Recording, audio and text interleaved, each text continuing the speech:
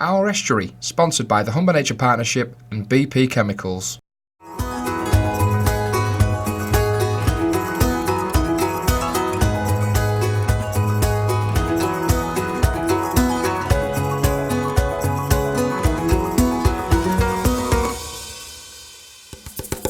Hello and welcome. I'm James Thurlow. I'm a marine scientist and a Humber resident. And I'm Sarah Beasley.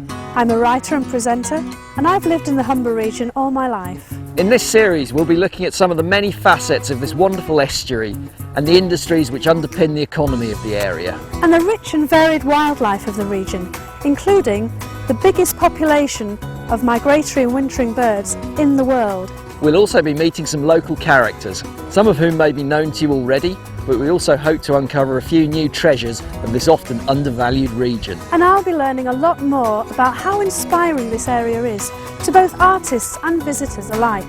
I can honestly say there's nowhere quite like it. Welcome to our estuary.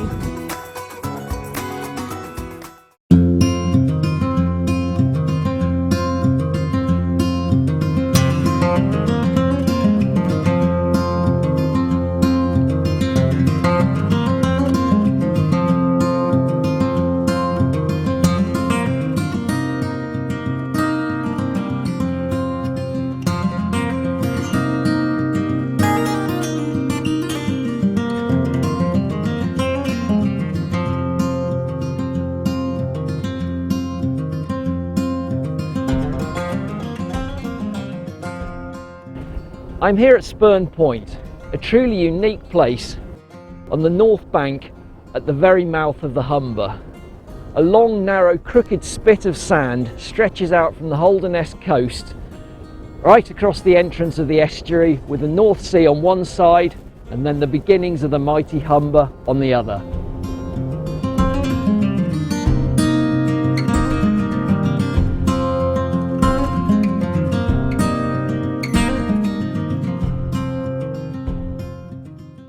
I'm joined by Andy Gibson from the Yorkshire Wildlife Trust.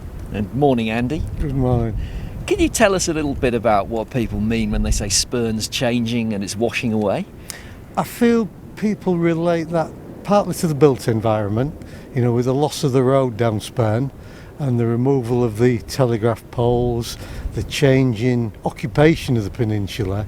But Spurn is a dynamic sandspit, and its whole life is about change and movement. But you know, that's very similar to the East Coast, and we build on these built environments on this changing landscape, and people find that difficult to adapt to. So these changes are to be welcomed to some extent because they're just part of the dynamic process of the estuary? They are, if they look at the built environment, welcomed is a really difficult word for people to sort of take on and embrace, but they are vitally needed to maintain the estuary for all its traits, you know, whether it be natural, economic, drainage. It's all about Spurn being part of that macro estuary.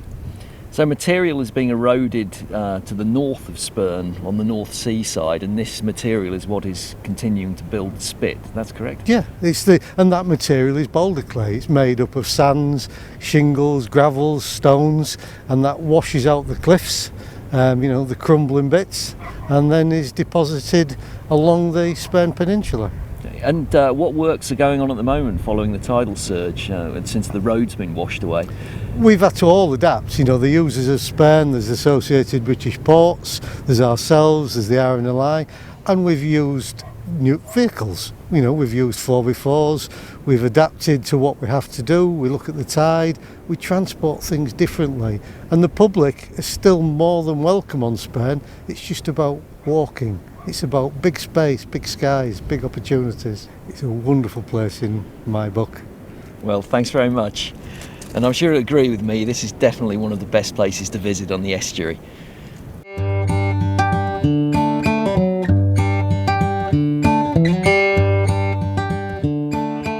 The Humber has a shifting bed, and so the safe channel in which a craft can travel is always changing. A suspension bridge with no support piers midstream would not obstruct the estuary, Secondly, because of the geology and the topography of the area, the cost of constructing a tunnel would have been excessive. Construction took 8 years and at the peak of activity employed thousands of workers and used thousands of tons of steel.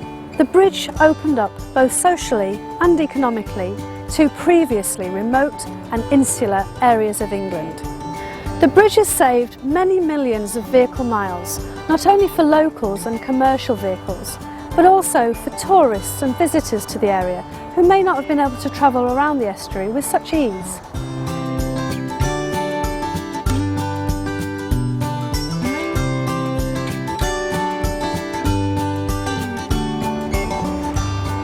So I'm now on the bridge at the base of the Hessel Tower, just about to go up to the viewing platform, 500 feet above me. Wish me luck. Here goes.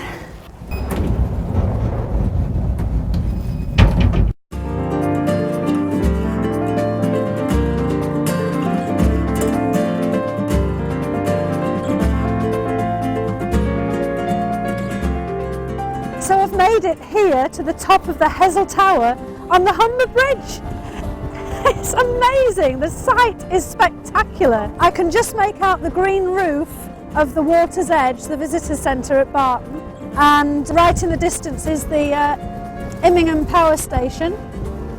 So it is very windy today, so I'm kind of being blown around, it's very blustery, but I've been told that there are days when it's beautiful and they're in their t-shirts, the maintenance guys working up here, so it's not always cold and windy. I wouldn't want to be up here when it's snowing and a blizzard, but apparently when it's foggy, all they can see when they're up here is the tip of the other tower. Wow, well that was incredible, and what fantastic views. Now I'm going to the anchorage to see where all these cables lead to.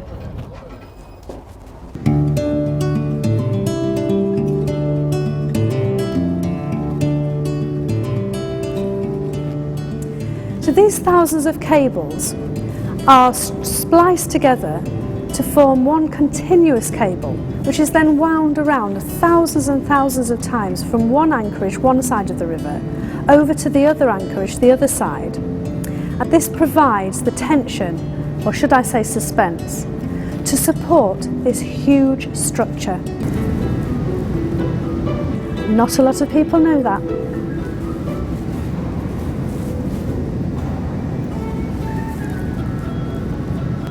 Wow, that was an incredible experience, and one not many people get the privilege of having.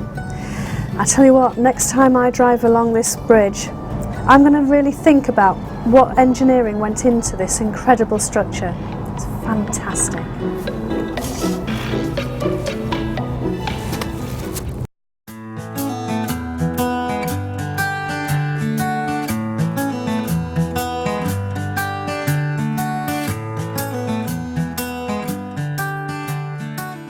So I'm here with Gordon Kell from the Humber Nature Partnership, and Gordon's going to be talking to us a little bit about the Humber Estuary.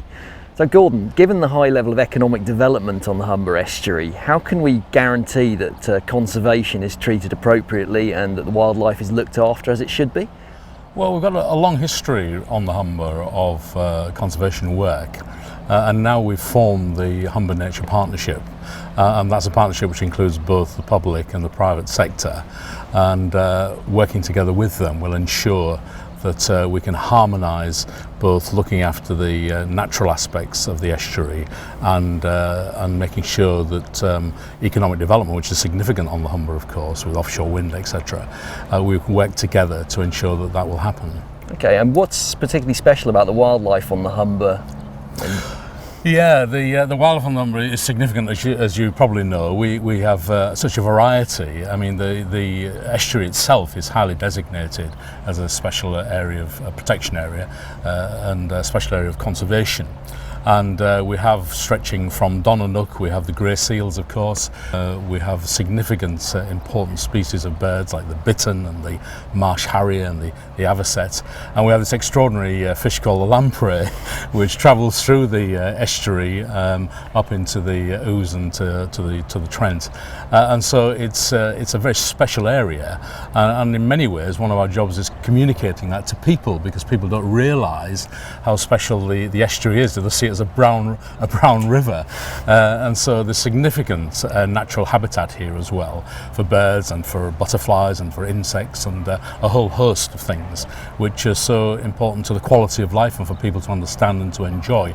And it's our role to see that is conserved and enhanced, improved, and to do that in partnership, as I say, with the significant industrial development that goes on the river as well. Going forward, we can actually deliver these conservation objectives with all the economic development as well? Yeah, I'm particularly optimistic because we do have a very good history of partnership on the estuary. So we're not starting from scratch, we're not starting from day one. So and that goes from both the north and the south bank, with multinational companies and companies involved in the ports and logistics.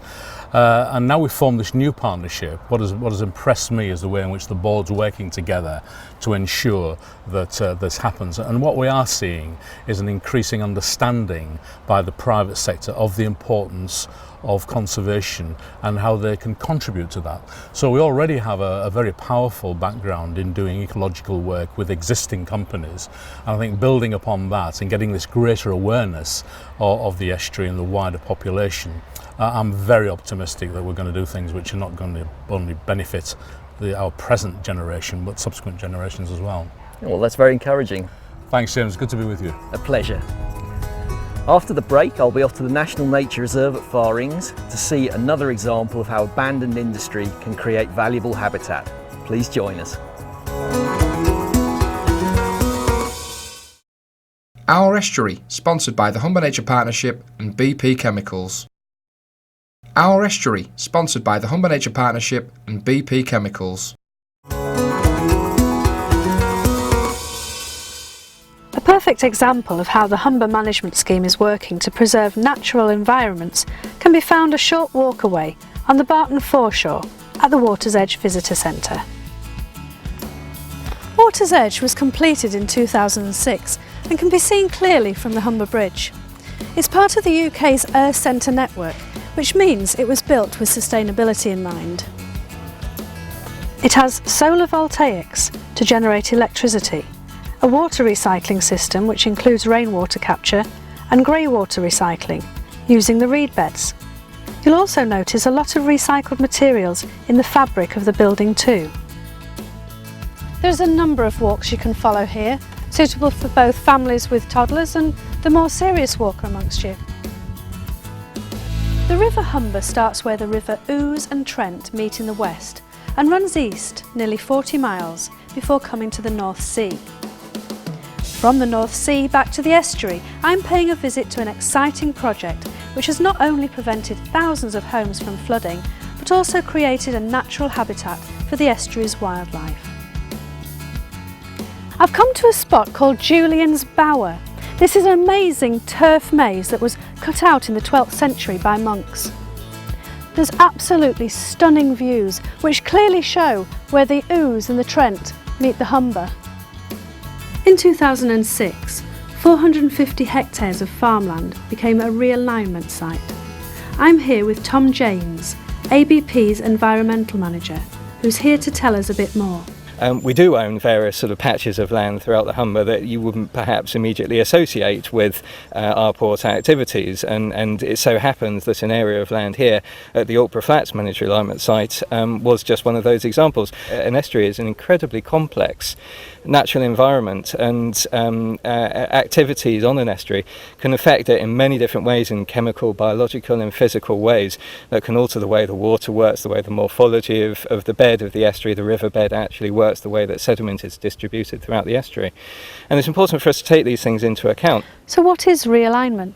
essentially, when you are looking to try and replicate, to try and increase estuarine habitat in the context of an estuary, it entails finding normally a piece of agricultural land that's relatively low lying, and you essentially build a new flood wall behind the site, a new flood defence behind your sort of denoted managed realignment site, and then you create a breach in the old seawall, and thereby allowing the flood tide to naturally infill the site. It effectively becomes a tidal basin, and exit the site also on the ebb tide. And through a repeated process of flood and ebb tides, transporting sediment into and out of the site, that sediment gradually accretes actually within the managed realignment site, thereby replicating the different types of habitats, the mosaic of habitats that we find within the estuary. What kind of habitats have been introduced from the realignment? It can vary from mudflats, just basically something that probably, you know, to the naked eye looks a bit kind of brown and boring really. Mudflat represents a fantastic feeding resource for various insects and benthic invertebrates that actually dwell in that mud itself. And that habitat can also vary depending on how far you go up in the tidal cycle. So there are areas perhaps that aren't inundated on every single tide, only slightly inundated. Those will be areas that we would characterise as salt marsh. But that in itself is a very wide definition and can encompass all sorts of different types of plants. And that in itself also represents a valuable habitat for birds. So what kind of things can people see here? So at Alkborough we can see a variety of different habitats that range from mudflats, just plain mudflats, to different types of salt marsh, to intertidal reed beds as well. The inner estuary is often characterised by quite large amounts of reed beds, and each of those habitats has essentially a food chain attached to those, and a different sort of characteristics from the point of view of estuarine ecology attached to those sorts of habitats. But Alkborough in particular, it is the largest managed realignment site in Europe. It's a pretty special location.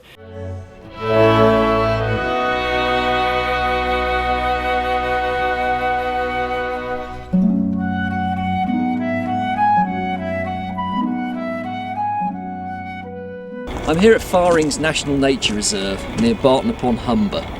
Clay has been dug here since Roman times to make bricks and tiles. So let's go and see how another former industrial site has left an interesting legacy for wildlife.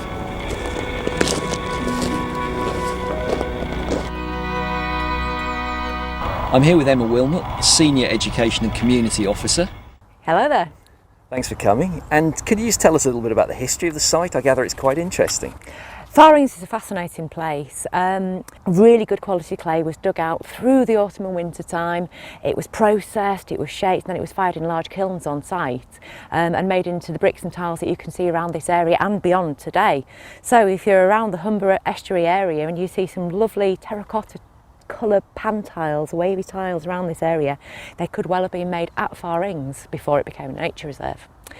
What happened towards the 20th century and the early 20th century was there are cheaper building materials coming in, sort of slate, that sort of thing, and the industry went into decline. And so in the 1950s, Farings was finally abandoned as a clay works and was left over to nature. And then, about 30 odd years ago, Lincolnshire Wildlife Trust got involved and we started managing the reed beds that you can see here today and the freshwater environment that we have, managing that for nature conservation, in particular some of the rare wildlife that we get here on site. And your job for the Wildlife Trust is educating people, so could you educate us as what sort of wildlife we could expect to see here at the moment? Right now we're just starting with the migration season for birds, so we've got some very exciting visitors will be turning up over the next few weeks, the next month or so. The swallows have gone for the summer, the end of the summer, so we'll be getting some of our wildfowl coming over from Scandinavia. We get a really great looking duck, which is called a shmew, that we quite often get arriving when it starts getting really cold from Siberia, and that's black and white. The male is black and white and really attractive. We also, during the winter period, get a lot of very interesting thrush species. So you may have heard of redwings, you may have heard of fieldfares, and we do get a large number coming here. When it gets too cold over in Eastern Europe, we get big flocks arriving and feasting on all the berries and the rose hips, etc. that we get on site. So it's a really interesting time for all sorts of things arriving. Occasionally the Humber can give us nasty surprises, as it did on December the 5th last year with the tidal surge. I gather that you were quite badly affected here. with a lot of places along the Humber bank, the water, the estuary came over the top of the flood defences and it washed through quite a lot of the nature reserve. We had small areas that were untouched, which has actually been a real blessing. But it came over, went through the nature reserve, washed debris from the bank across and actually went into the education and visitor centre that we've got here. So we've kind of been out of commission for 9 or so months, and we reopened on the 16th of August, the weekend of the 16th of August, with a big craft fair, and we're pretty much back to normal, business as usual, with education groups, events, activities, and open to the public with a brand new renovated shop and lots of lovely gifts that you can get and a wonderful place to visit. Oh, great. Well, I'm glad you're back up and running. Thank you. And thanks for talking to us.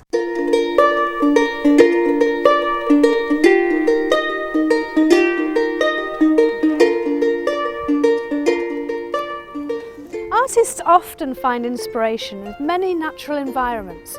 To some, the Humber Estuary may seem bleak and forbidding, but to others, it's proven a rich canvas for their creativity.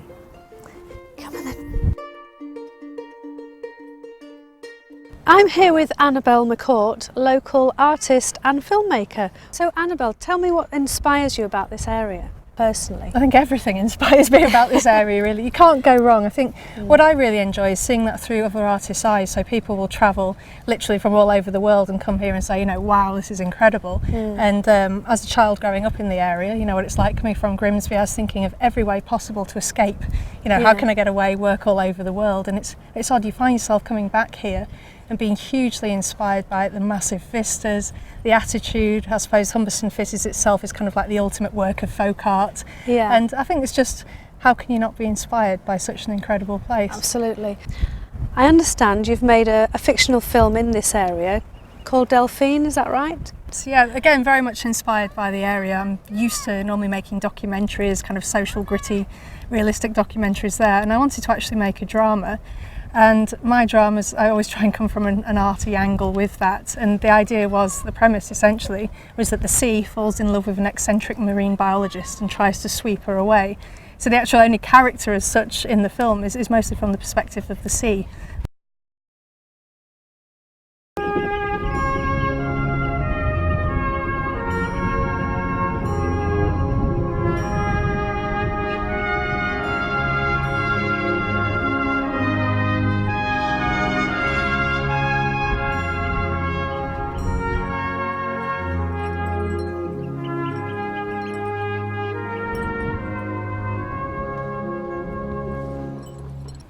Would you say that the Humber Estuary as an area is sort of undervalued when it comes down to sort of the arts and creativity? I think in the outside world, I mean, maybe that is the perception, but people are very switched on here and they know what an incredible resource they have in the area, and they genuinely enjoy welcoming people to this, you know, to enjoy it. And working with artists myself, you show them this place. I think there's nothing ugly about the area, there's nothing depressing about the area, and that's the way it can be perceived in the media. But for me, I just think that's a matter of a lack of imagination and how people work with a space. But any time you bring an outside artist to this area, they are absolutely blown away by it. If it's in Barton upon Humber, the clay pits, people making tiles, to interpreting the space, to working with the Humber, it's that incredible landscape when you come from somewhere quite hilly, just these huge skies, these incredible vistas. And I think there's nothing that people want more, and nothing I want more, is probably to have a Humberston fitty to stay here and work with this landscape for the rest of my life. Totally, yeah, I agree. It's been a pleasure, Annabelle. Thank you very much for your time, I really enjoyed it. Thank you.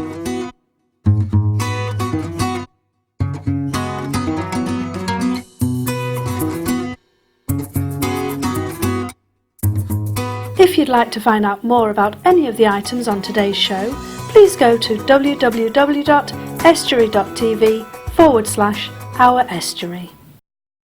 Our Estuary, sponsored by the Humber Nature Partnership and BP Chemicals.